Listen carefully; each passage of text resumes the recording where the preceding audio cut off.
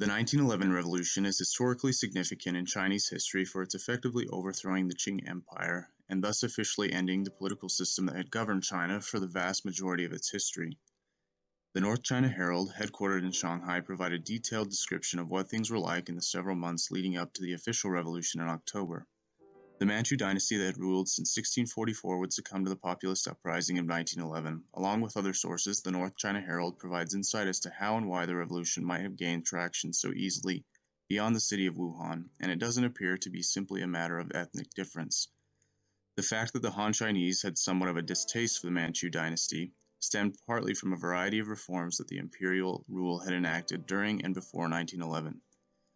Prior to May of 1911, railroads in China had been regulated and controlled by local individuals and institutions, largely independent of imperial influence. However, the decree to centralize the railroads under imperial control in May led to some of the greatest disturbances the Qing faced leading up to the Wuhan uprising. A needed railway loan caused a variety of detrimental economic effects throughout China, which were felt all the way down to the grassroots level.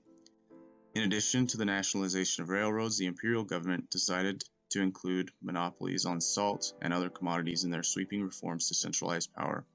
Because of these centralizing efforts, prices rose, local income dropped, and discontent increased.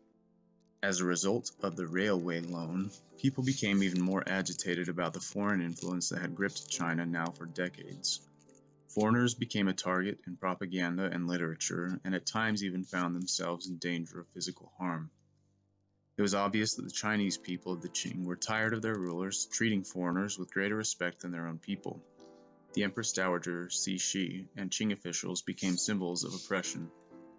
Rice riots also played a central role in the development of anti-Qing sentiment. As some areas were hit with famine, rice yields dropped. The result was a rise in price and a shortage of the ever-needed good. The rise in price was made even more difficult as one of the major sources of income among many farmers was the sale of opium, which the Qing officials were taking even more drastic efforts to purge their empire of. Additionally, starvation in areas became a more involved impetus for death. Both emaciated and bloated bodies were the result and were reported in various cities throughout various provinces as rice shortages became more severe. Lastly, taxes played a key role in agitating especially the lower classes in China.